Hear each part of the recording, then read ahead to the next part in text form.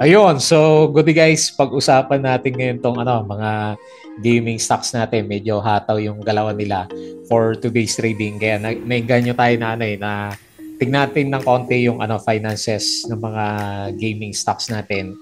Kasi sila yung pinaka-winner for today's trading. So mamaya pag-usapan din natin sa charting sa PSE Stock Trendings review natin. Pero etong review natin na to is nakafocus sa mga earnings ng mga companies natin. So ano ba yung meron sa kanila? Bakit namamayagpag ngayon yung ating mga gaming stocks? Ayan. So in particular, tatlo lang naman yung pag-uusapan natin. So mag-focus lang tayo dito kay Bloomberry Resorts and Hotels. So kanina nag-up siya ng 14 o 15% sa closing natin. Tapos si Plus, hindi naman ganun kalaki yung niya. Pero siya yung leader kasi sa sa mga gaming stocks natin. Tapos isama natin ng konti si PhilWeb. Tao din yung kandila. So ramdam nyo din siguro yung galawan sa market natin is gumaganda na siya. And meron tayong pumasok na 1.4 billion kanina lang sa closing ng ating market. Ayan. Kaya medyo sinisipag tayong mag-review ng mga individual na stocks naman natin. Okay, so tingnan natin kung ano meron dito sa mga stocks na namamayagpag for today's trading natin, particularly yung mga gaming stocks.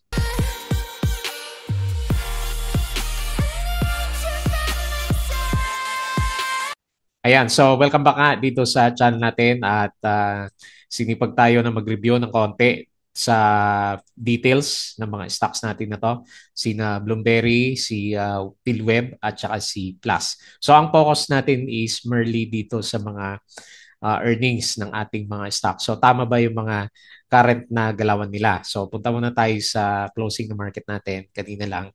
So may review pa rin tayo mamaya dito lang sa tatlong stocks na to kasi nga medyo maganda yung galaw natin. And then sila yung mga winner. Si Bloomberry nakap siya ng 14% kanina. Si PhilWeb 14% din. Tapos si Plus, hindi naman ganun kalaki yung ginalaw niya. Pero gagamitin natin siya as a reference. Nag-up lang siya ng 1.21. Pero yung galaw niya is more than 600% ba to? O 700% na yung ginagalaw niya. Simula doon sa 800% na. Simula na umarangkada yung kanyang price action. So medyo mainit din itong mga stocks natin na to. Kasi di ba sa Senate o sa Congress, may mga debate kung bibigyan di ba ng restriction itong mga stocks natin na to. So marami din nag-alala last time. Kaya nga nagkaroon tayo ng mga, tingin natin yung mga recent na pullbacks. Naging mainit yung online games, inline games, di ba? So nawala yung mga pogos sa Philippine markets. Ang nangyari sa kanya, yung properties tinamaan, di ba? Kasi maraming mga available na offices. Pogos kasi karamihan noon, nag-negative reaction sa property. Pero bumabalik na rin yung property dahil nga yung PSC natin is nagre-recover na rin yung pinaka-price action niya. Ngayon, ito mga merong e-games na tinatawag kagaya ni Plus. So sila yung mga namayagpag dito sa mga gaming stocks natin. Kaya nga na-curious ako, ano ba yung fundamentals ng mga stocks natin? So madalas kasi sinisilip lang natin is yung mga price action ng ating mga stocks. So unahin natin dito sa listahan natin si Plus na lang, no, para may reference tayo sa kanyang earnings. So ito is naka-base ako sa data na galing kay CUL Financial to eh. So may mga research manager diyan. So pwede nyo i-double check yung kanilang mga data. So tinignan ko parang yung alaga natin na si Plus masyadong mataas na rin pala. Ang fair value niya sa current valuation natin, pino-project na nila yung, kasi maganda yung earnings niya eh. So more than 200% yung year over year niya. So dito sa bandang baba ito. So year over year change ni Plus natin is 209%. So kumita siya ng more than ilan ba to? Ilang billion? 75 billion ba to? For the year 2024, nag-up siya ng 176%. 75 billion while net profit surge 209% to ayan 12.6 billion. So malakas kumita si Plus. So yung current price niya is yung fair value niya is 35.37. So medyo mataas na pala tong alaga natin. Kaya pala medyo nag-ano na siya, nagpo-pull back last time, sakto yung average niya dito sa around 35.5. So balik tayo doon sa finances niya. So maganda yung nilabasan ng kita niya. So makita mo dito yung fourth quarter comparison ng 2023 at saka 2024. So tumingin na lang tayo dito sa net income. So 1.9 billion yung kinita niya noong 2023, and then nung fourth quarter ng 2024 naman 3.8 billion. So 93%, umakyat siya ng 93%. So sinundan talaga ng fundamentals yung galaw ng price action ni Plus. So yun nga lang, hindi, siyempre hindi natin alam kung gaano kalaki yung impact, which is yun nga, umabot siya ng halos 700 to 8% na galaw. So na-capture ko lang dyan is mga 80% lang. Kaya nga natutuwa tayo dito sa mga gaming stocks natin na to. So siya yung pinakamalakas pa rin dito sa mga e-games, electronic games natin. So siya kasi yung mga nagpo-promote ng mga Peria games, di ba? Bingo, meron siyang Bingo Plus. And then lately, so gumagawa na rin siya ng, may nabasa ako dito meron din siyang live stream pala. Nagla-live stream na rin pala siya. Ito yata yon. So Pinoy Drop Ball, the first live stream drop ball in the Philippines. So marami siyang mga businesses na ini-introduce. Kaya medyo gumanda yung yung mga projection sa kanya. So, pero kasama na yung mga forward, ito mga forecast to, forward earnings niya. Ito pa rin naman, ito pa rin yung sinasabi nila na fair value niya. So medyo mataas na pala sa fair value itong si Plus natin. Pero ganun pa man, syempre price action pa rin naman yung yung titignan natin sa kanya. Pwede niyang sabihin 35, pero pwede siyang umakyat pa base sa appetite ng mga investors natin. So makita mo dito, from 24 pesos, inakyat niya ng 35.57. So bago lang to March 10 lang na results nito. Kaya sabi ko nga magandang gawan ng comparison analysis. So bottom line, ang pag-akyat nitong C plus natin is gumaganda yung mga quarterly earnings. Tapos yung annual earnings niya is gumaganda siya. Yung dividends hindi man ganun kalaki. 2% lang siya kumpara sa binigay niya na 8%. Okay. So tapos ano pa ba yung mga makikita natin kay Plus? So 12.6 billion income, up siya ng 200%, and a Q4 net income na up ng 93%. Ito annual income, up siya ng 200%. So maganda maganda yung mga earnings talaga na nilalabas niya. Ngayon, bakit natin sinama si Bloomberry sa usapan natin for today's comparison as part ng gaming stocks? Kasi bigla siyang nag-upsurge for today's trading. So makita mo, nag-up siya ngayon ng 14%. Pero net foreign sale pa rin, no? Net foreign sale pa rin siya. Pero kung titignan mo yung quarterly earnings niya o annual earnings, meron na pala. So nag-drop siya ng 72%. So lugi-lugi pala itong si Bloomberry. Kaya yung buong picture niya is dumidiretso na bumabagsak yung price action. Pero yung activity ngayon, merong ibig sabihin kasi may breakout sa MA 20. So pwede nating sabihin dahil maganda yung sentiment na market, nagre-reverse yung mga stocks. Pero unusual kasi 14% yung ginalaw niya. Hopefully meron pa in the near future. So punta din naman tayo sa earnings niya. So yun yung pinaka-summary ng chart. So based dito sa summary na lang niya, si Bloomberry sa year 24 nag-launch siya ng earnings. So ang fair value niya is 9.46. So kung titingnan natin yung ating current price sa kanya, 9 pesos, no? 9 pesos yung sinasabi niya. So medyo malayo siya sa current price niya. Laki pala ng nito. 140%.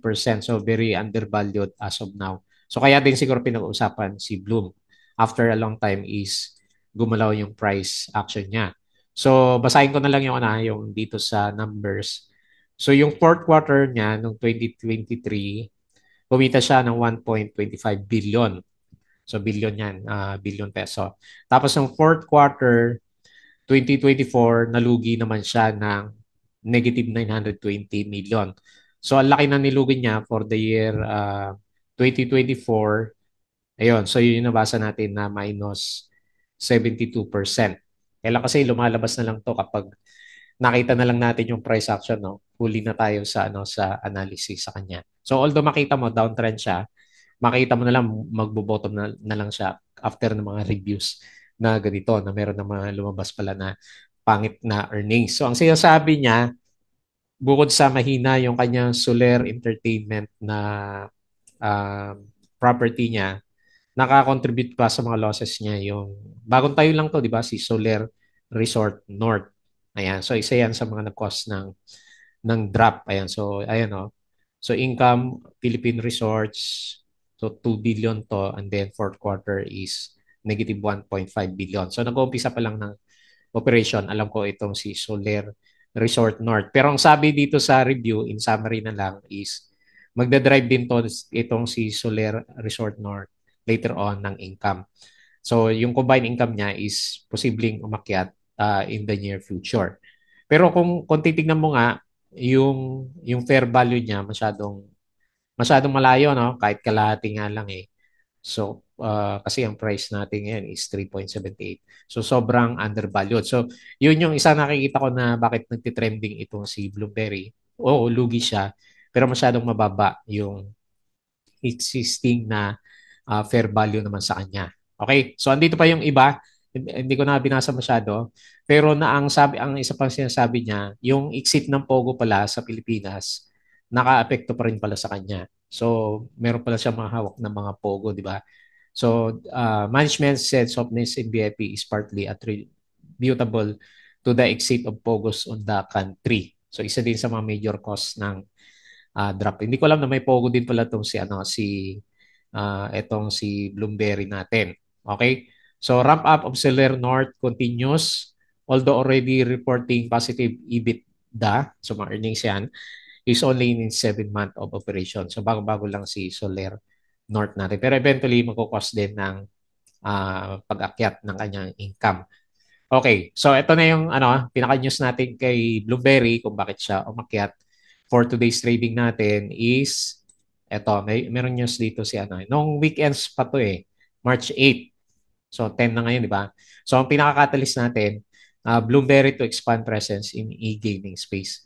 So ibig sabihin yung dominance nitong si natin, si Plus.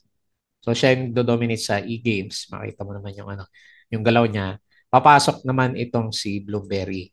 So makipag-compete siya kay Plus. Kaya merong konting excitement itong galaw na pinapakita ngayon nitong si Bloomberry natin. So balikan natin yung news para makita natin konti yung details. So Bloomberry Resort Tycoon is preparing to launch an online platform that will expand its presence in the electronic gaming space. So take note, bawal kasi yung mga casino games bawal yun sa mga online.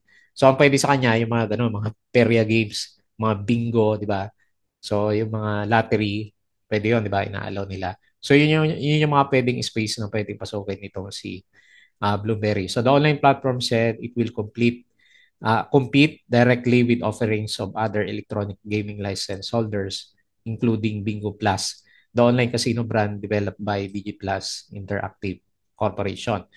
So yun, makipagsabayan daw siya dito kay Plus natin. Kaya marami yung nag-anticipate na later on mag-grow pabalik itong si Bloomberry natin. Okay? So yun yung pinaka-major news natin dito sa dalawa. So si Plus yung kanyang earnings and then yung pagpasok sa e-games nitong si Bloomberry. So nandito rin pala dito sa report. Entry into online gaming to bring in short-term pains. Given a huge growth of online gaming, it's but natural of Bloom to enter the space. So online gaming is a market totally different from what Bloom is used to serving kasi hotel and resort siya eh. So yung tao pupunta sa niya para magsugal. Ito online. So mas malakas yung epekto ng online sa mga income ng mga companies natin. So this would require careful selection of partners and meticulous planning. Okay? So, yun yung bottom line natin. So, kaya merong estimate to be reviewed. So, following the weaker than expected EBITDA and net income plus the expected increase in operating expense. So, i-recompute daw niya yung etong finances nitong si Bloomberry. Pero 9.46 yung pinapakita niya. Okay? So, yung isa, si PhilWeb. So, kung mapapansin nyo si PhilWeb, nag-up din bigla. So, mapapansin nyo dito, ilang araw na siya, namamayagpag din siya. Oh. nakabalik na siya, 72%. Pero tinitignan ko yung mga balita, wala. Wala tayong mai-relate kay web.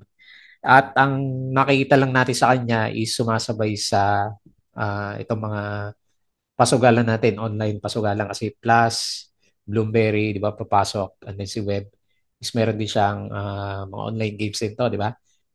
Philippine Web, PhilWeb. So may mga pasugalan din na businesses. So kaya yung nakita natin yung galaw niya, yung uptick na yon, itong ilang araw na to, is sumabay siya kina Plus. Si Plus kasi medyo saturated na, di ba? Medyo mataas na yung yung price action niya. So baka itong mga nasa baba, sila naman yung mga susunod. Kasi tinitingnan ko din yung earnings niya.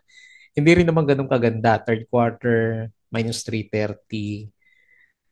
Second quarter is okay, nag 104 pero malit lang, 200K. Last year earnings niya is pangit. Okay? So wala pa yung bagong earnings niya, pero saglit, may nakita yata ako dito kanina na disclosures. Asa na yung disclosure natin? Ilabas ko lang para makita natin. Okay. So ito yung earnings ni PhilWeb natin. So nakita ko net loss pa rin naman siya. So latest ba to? September 30, 2024. Wala pa yung fourth quarter.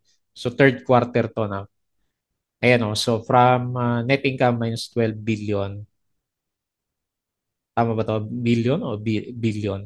Alam ko in K ito eh. O pesos. Okay. 12 million minus 2 million. So lugi pa rin yung mga earnings nitong si bottom line nitong si PhilWeb. Pero yung price action niya panalo, di ba? So sino pa yung mga gaming stocks na hindi natin na-consider? Wala na yata ibang gaming stocks, di ba? Ara yung isang nababasa ko na yun eh. Sinasama dito sa sa mga pasugalan natin. Okay? So bottom line is a good sign para sa stock natin na si Bloomberry, based sa valuation at saka projection niya to enter the online gamings. So si Plus natin is namamayagpag pa rin kasi okay pa rin yung mga earnings niya. So pinag-iisipan ko pa kung kailan natin na ibebenta, and then si Web is sumasabay sa galawan ng ating mga gamings or mga pasugalan na stocks. Okay, so yun lang, brief review dito sa mga gaming related stocks natin. And mamaya lang para sa ating Philippine Stock Trendings review. Salamat po.